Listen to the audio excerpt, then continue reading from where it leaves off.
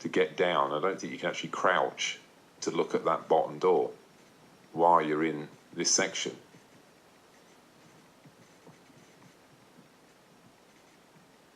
Well, what's the fix? Well, it's not easy, is it? You can't reduce the cargo size because that affects every blooming ship, wouldn't it? I think they've got to make it wider. Or, if you actually look down here,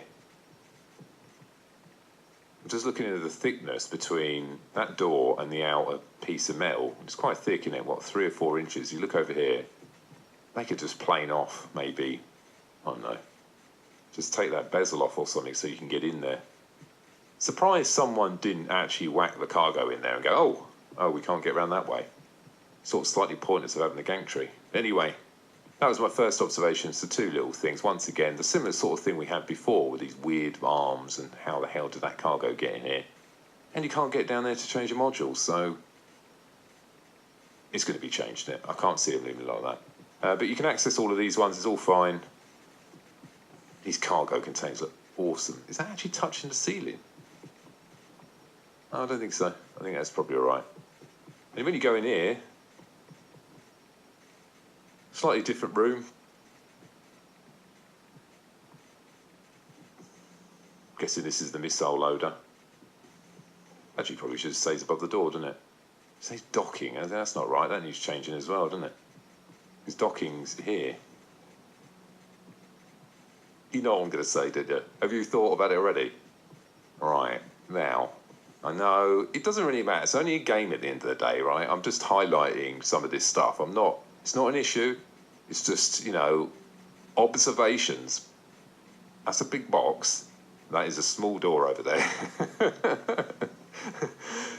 I feel sorry for the guys that are loading this ship because I have no idea how they managed to get them boxes in this room. But anyway, that's how it makes up the additional cargo from the rear. And I think this is probably more than likely the evolution of cargo units, you know what I mean?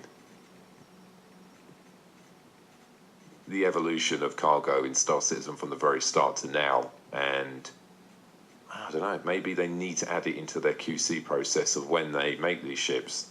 They should QC it with cargo in and make sure that... I'm not so concerned about this. As long as the boxes go in here, it's not the end of the world, is it? It's more to do with just basic access and the side panels. I think they've got to, yeah, it's got to be fixed, isn't it? But yeah, loads up in here as well. Doesn't really affect the use of this room. It's all fine. You can still get out the top airlock, so... Probably want a sound animation on there, aren't they? For the first one, well, it's not really the first one, isn't it? Because there's quite a few patches on the PTU, but... I have to watch my upload to YouTube, so short commercial break.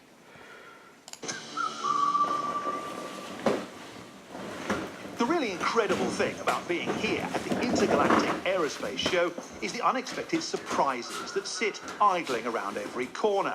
Everything and anything from utilising the urinal right next to a certain Squadron 42 pilot to realising my personal fantasy of piloting a Crusader Starliner loaded with the 2946 champion Goss swim team. Ladies, congrats again on the win. You see, on any typical day, the big manufacturers suck up all the air in the room. But at the Expo, regular type people have a wonderful chance to discover some real gems. There's the newcomers like Kruger Intergalactic and Consolidated Outland. My upload is running. The outings like the P-52 and the Mustang. Then there's the more exotic options like Esperia's beautifully reconstructed Prowler or the Xi'an and their shifty Scout. Have you ever stood on those floaty stairs? Don't trust them. Sure, the ship flies like a leaf in the wind, but would a ramp have killed a Poa? But maybe the best hidden treasures are the ones you can buy.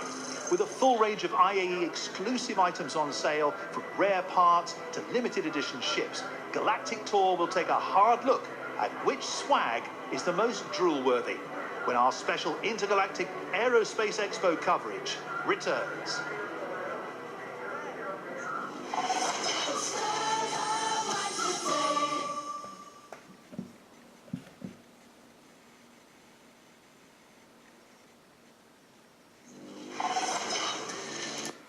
Yes, back to the video.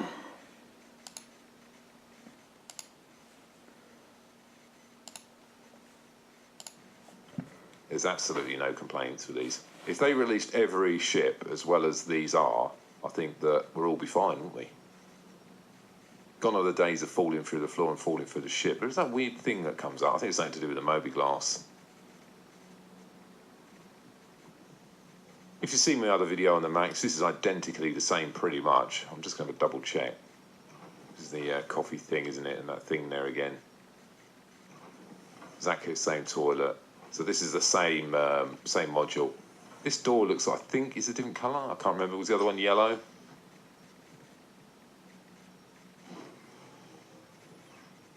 Oh, I didn't really want to do that, but anyway.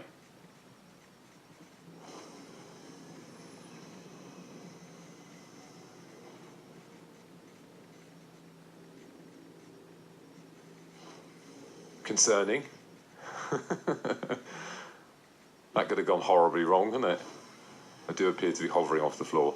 Well, it prevents anyone getting in. Oh, that's weird, isn't it? See, the other ship didn't do that, did it? When you pull the ladder up, let's just do that again, because the door closed. I remember I had to manually close that last time. So this time I'm just going to open the ladder. So when I close that,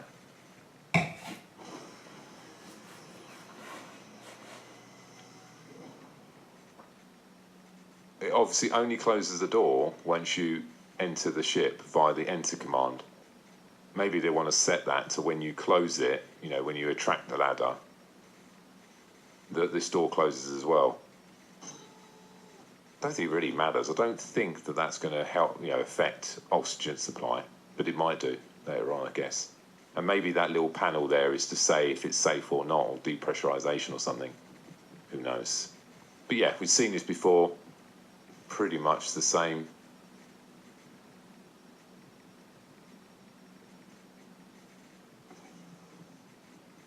Same seats as before. We do have the turret, actually. We can go and look at the turret, can't we? Don't know if I should move the ship a little bit, but we're hovering off the floor. We should be okay. It shouldn't affect anything, should it? Now, this could be interesting. Oh, the seat comes down this way, doesn't it? Oh, it's going to squash me.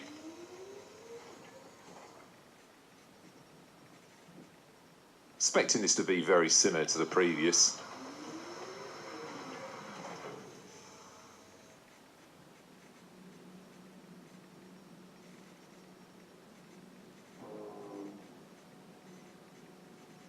Once again, it's very slow moving. Maybe because I don't know why it's not firing. Looks like they're pretty much the same guns anyway, aren't they? Glad there's no one bopping out around here. Yeah, very similar to the previous, isn't it? Have a quick look around as well. Probably need to sort them animations out a little bit inside, don't they? Switch your fire mode. Exit. How does that affect things? Alright, that's the gyro. Okay, that's probably help you aiming, doesn't it? Can't actually change any of that. They probably can actually. I'm not going to spend loads of time. Power off. And exit, there we go. So pretty similar. If you've seen the Max video, if you want to see me firing the guns, just go and check out that Max video. Same thing. It's going to get slightly differently when we get up the front, because obviously the side-mounted guns are different as well.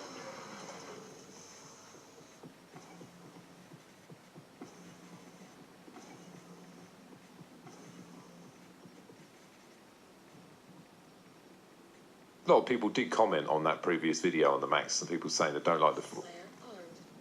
I could have gone horribly wrong. Because they don't like the view out the screen. The reality is pretty much every ship inside of Star Citizen has its issues. Whether it's either view or something else. That's not issues on, you know, Star Citizen's point of view. These are the designs and concepts of the ships. There's never going to be a ship that is perfect in every way, because it becomes overpowered, doesn't it? There will be little quirks and little things on all the ships. I like it because I think it adds a little bit of personality to the ships. Some people are looking for sort of the panacea, you know, the perfect ship. And like I said, there's always little issues with with pretty much all the ships. So,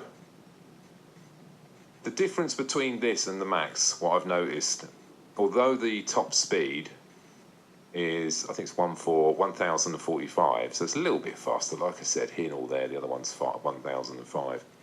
But what you do get with this is the acceleration time. Oh, it's already put my landing gear up. The acceleration speed is quicker. It's definitely quicker than the Max. So the time to top speed is definitely quicker. You do feel like when you're flying the Max, I would say 0 to 300 is pretty quick, and then it sort of ticks up quite slowly. And don't forget, I'm coming out of sort of atmosphere here. But nippy, yeah? The manoeuvrability feels very similar. There doesn't seem to be, you know, when I'm flying it, you can see that there's a bit of a turn and there's a bit of weight to it, but that's sort of expected for a ship this size. It's not going to be, you know, flying around like some little racer. You're going to have that slightly sort of slow moving to some extent. So them thrusters look like as well. I'll scroll out a little bit so we can see that. You can see the manoeuvre thrusters there moving. Quite sizable as well, the manoeuvre thrusters. It's pretty cool. Jump inside. Right, these guns. Let's give them a go, I guess. So we look towards the floor so we can see.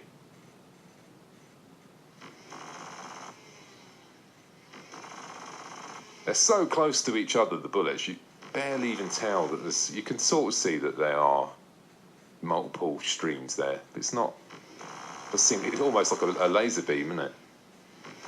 There is a spool up time as well, so it's not like... If I press the mouse button now, you've probably got, what do you reckon, 1 or 2 seconds before it starts firing. It's not horrendously bad. If you're going to be leading targets and then you start firing now, you want to probably pre-fire. And that way then, you know, they lead them into the bullets. But, I mean, let's just hold them down for a while. Just to give you a bit of an idea.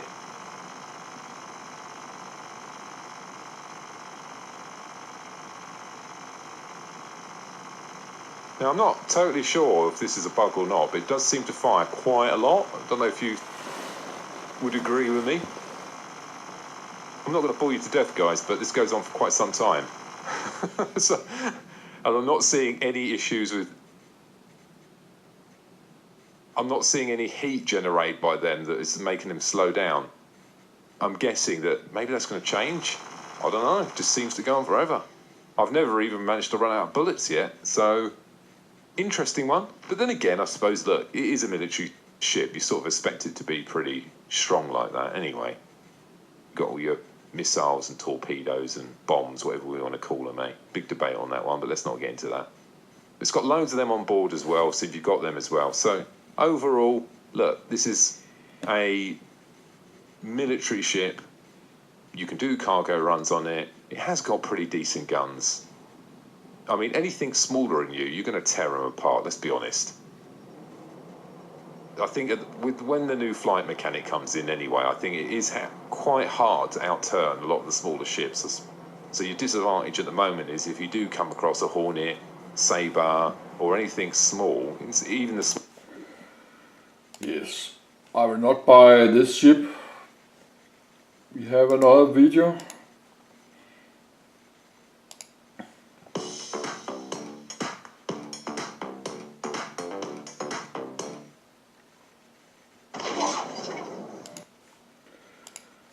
But maybe have the freelancer duo.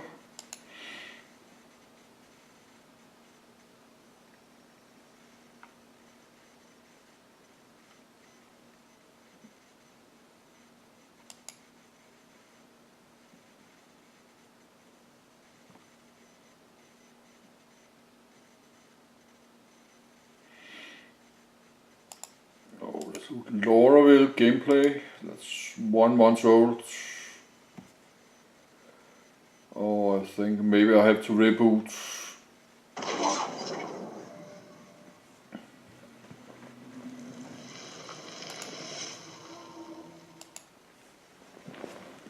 Ladies and and gentlemen, Tactical Advance here, and welcome to some gameplay. Now today, we're doing 3.3.5. Quite surprised they relaunched this actually, because there's a few challenges with the live version at the moment with logging in. But either way, this seems more stable at the moment, so you better bet it's probably playing this one. The downside, most people are probably going to the same location, Lorville, and that's where we're going. Now I'm taking the Starfarer with me because the Starfarer has quite a lot of jump fuel, so you can do quite a lot of trips in it. And also the bigger ships do jump much quicker, i.e. when you're actually in the jump. This one takes about anywhere between 5 to 6 minutes. If you go in a smaller ship, I've done it already in a couple of other ships, it can take anywhere between 10 and 12 minutes. So probably better off picking a bigger ship. Yes, but I should not record all his videos. Some of the other challenges we're going to. It's not why I do this. I not do this to record other YouTubers' video. I'm just watching about this game, Star Citizen. It's actually landing at the moment. Go and follow them. That the whole server will be there to greet us. We'll have a look at the map in a minute.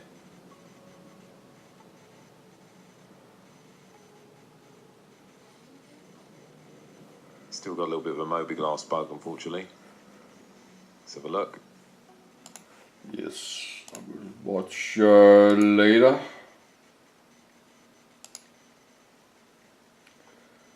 Mustang Alpha.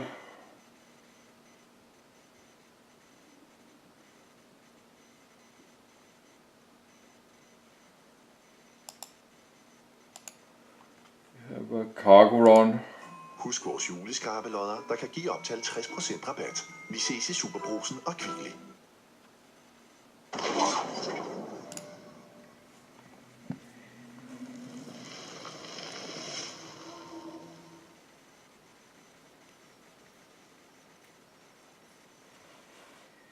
Ladies and gentlemen, Tactical Advance here, and welcome to some gameplay. Now, probably for the hardcore Star Citizen guys who are probably playing all the time, they might not find this particularly interesting.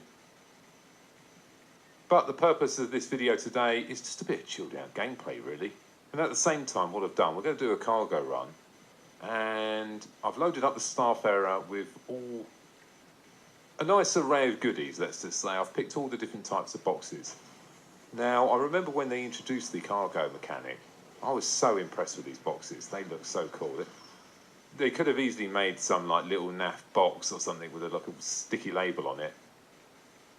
Oh no, these boxes are, each one of them look just absolutely incredible, look. Now the purpose of this cargo run today is not necessarily about making money. I've literally just picked every box type so we can have a look at the boxes. Now I do own the Starfarer. Not the ideal cargo run at the moment is the Caterpillar because it can carry more. Second place, the Starfarer. If we could use the fuel, obviously it'd be a different story. If you can see these huge tanks on the back there, but unfortunately we can't as yet. So it's an effective cargo runner for now, for me anyway, because I don't have the Caterpillar. And it does actually say on each one of the boxes as well, look what it is. Go around here as well. Got a bit carried away on this. A little bit cheaper, so I went a bit berserk. These ones here as well. Medical supplies. See around here. Biohazard materials, some waste there.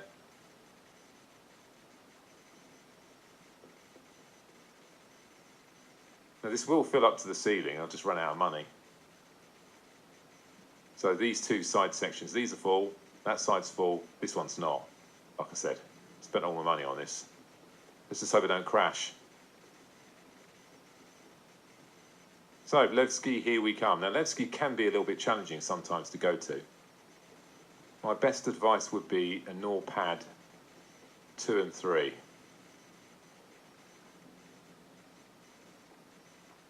So if you go for 1 and 4, you're normally okay. I say normally. Saying that, I haven't got stuck in the hanger for quite some time. Maybe they fixed it now. I mean, I've been going back and forth in the last week, let's just say many times, and I've noticed that the lift issue seems to be fixed. Let me know in the comments if you've got stuck at the lift at Leski in 3.2. So I'm not expecting any trouble on the way. Yes, I have to watch my upload again to YouTube. So it's not, it takes forever to get finished to upload. Yes, small commercial break. It should surprise absolutely no one that the Navy has a big presence here at the Intergalactic Aerospace Expo. Not only are there secretive, behind-closed-door talks to be had with the ship manufacturers, the IAE is a prime opportunity for recruitment. For many ship enthusiasts, the only way they'll ever get to fly the incredibly fast and powerful machines on display here is to sign up and serve. Going a long way on that front is the presence of the reckless Squadron 999 and their stunning flight acrobatics.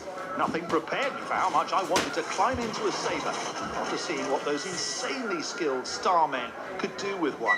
To be fair, that's pretty much true of a lot of Aegis ships. Sure, they look nice in the hangar, but it's when you see what one can do in action that your eyes get a little misty and your heart starts beating a little faster. But if you're sitting there right now saying, I don't really care for the Sabre, well, you're in luck because Aegis makes about 1 billion other combat ships to choose from. With the speed and variety with which their ships are pumped out, you have to wonder which will run out first, Vanduul to kill or places to park. A question to ponder over until Galactic Tour returns with even more exclusive coverage from the Intergalactic Aerospace Expo.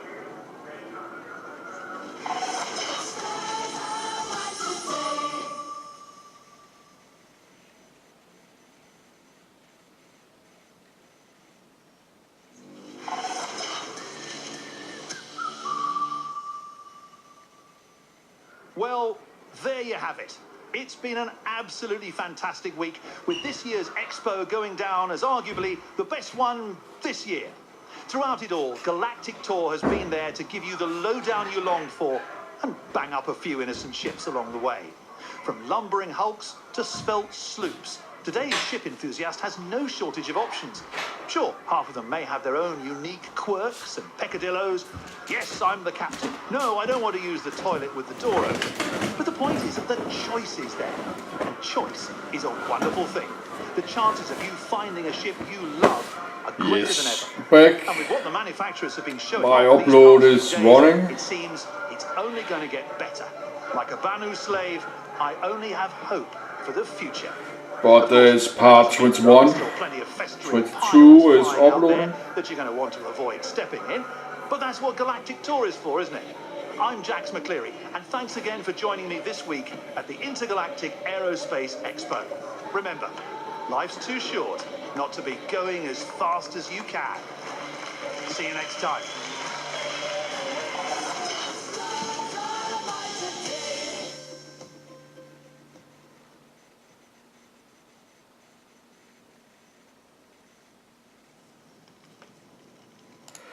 Yes, I say the part 22 is uploading, but this is part 60 or something crazy.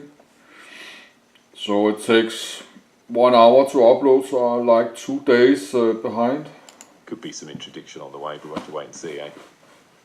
Launch sequence complete. Landing gear up. Yes, I have never seen a cargo run in the game. I never see that. And the mining gameplay, I have not seen that. Husk vores juleskarpelodder, der kan give op til 50% rabat. Vi ses i Superbrugsen og Kvickly.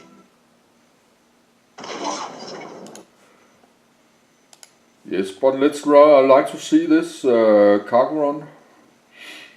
But I will stop a little bit before